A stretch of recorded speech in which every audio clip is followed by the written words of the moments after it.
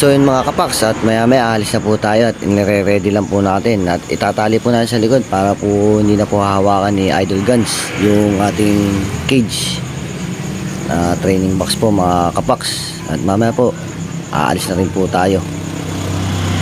Pinapahinga lang po natin saglit yung ibon bago po natin sila isampo sa ating motor, at maya maya pupunta na po tayo papuntang ANGAT para maitos po sila mga kapaks.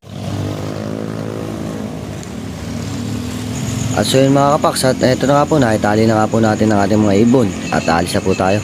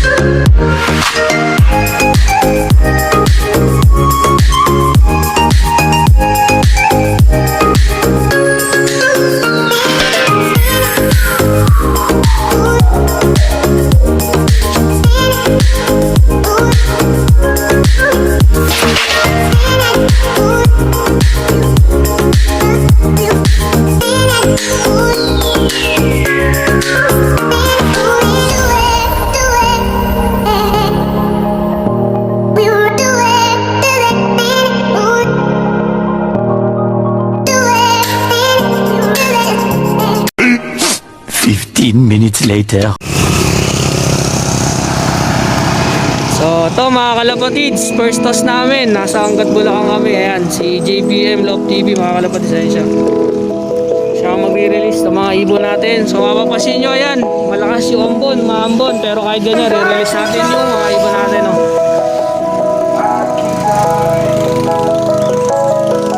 Ayan, dito tayo, re-release site natin. Ayan,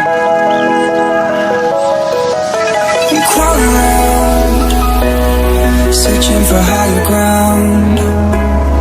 Can't see in front of me, my enemies. I've tried every possibility, ability to know if I can bleed. If that's what you wanted, you won't get it tonight.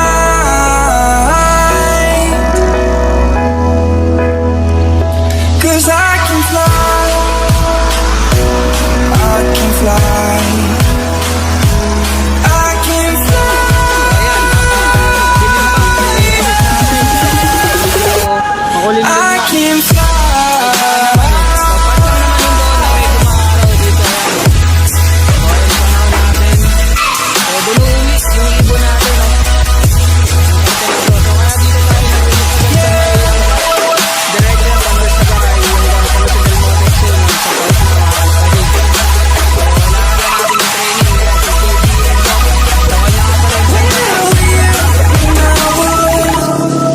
kanya nga pala yung vlog na to, ano?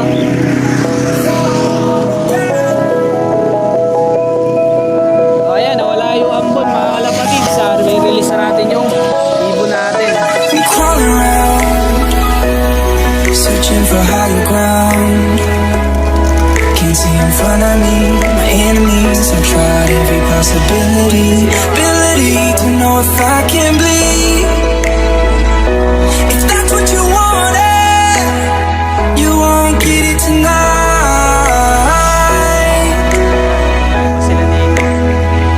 'Cause I can fly, I can fly.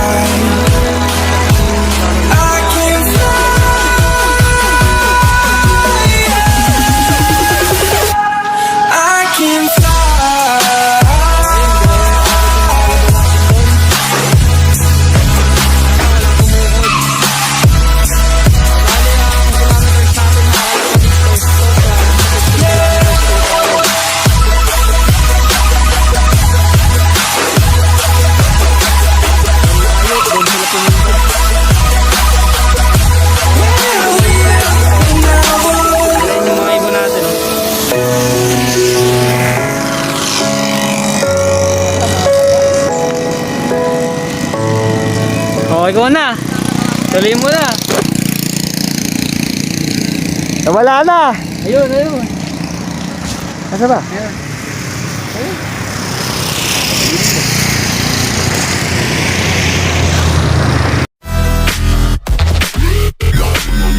So yun mga kapaks, at ayun, nandito pa rin. Parang mga washing machine lang ditong umiikot. Ano masabi? Dito na yata maninirahan. Nirelease namin sila 7:33.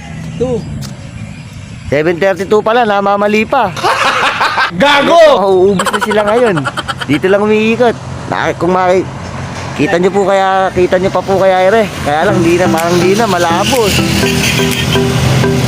Dito na lang po sila umiikot. Ere po tayo. Madilim, pero doon po sa may gawin sa atin, maliwanag. Ayan po. At kami uuwi na rin maya maya. I-check lang namin kung lumayo na yung ibon. Ayan ho yung nag-release, wala na kaming ibon mamaya. So yun mga kapaks, at uwi na kami.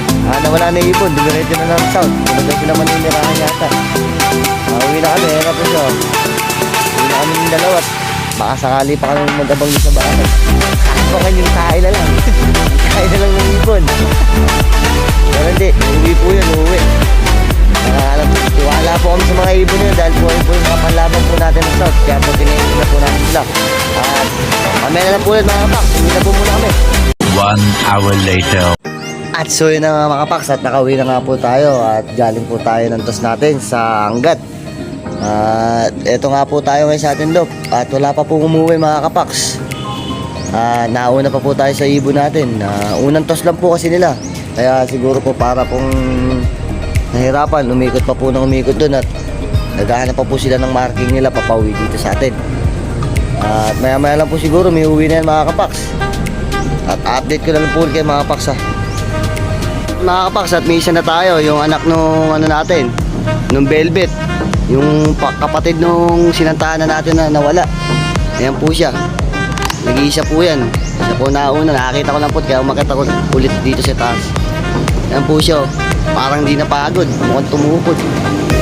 So update ko ulit kayo mamaya pag nandyan na po yung iba nating ibon. Nice. Iba talaga utak mo, brother. Galingan mo bigyan mo sa unang itcha mo, pero ikaw yung unang umuwi. Ayos. Binigla kita pero ikaw yung unang dumating. Ganyan sana. A few moments later. So yun mga kapaks, at hapon na po at 4 PM na po mga kapaks. At kulang pa po tayo ng 5 sa atin tinos kanina sa ANGAT, Bulacan. ANGAT lang po sila pero nahirapan po. Pero yung una po natin, first bird po natin, yung palahi po natin, pangalawa po natin yung anak ng trayo. At ala pa po dito yung 2 blue bar at saka yung 3 checkered.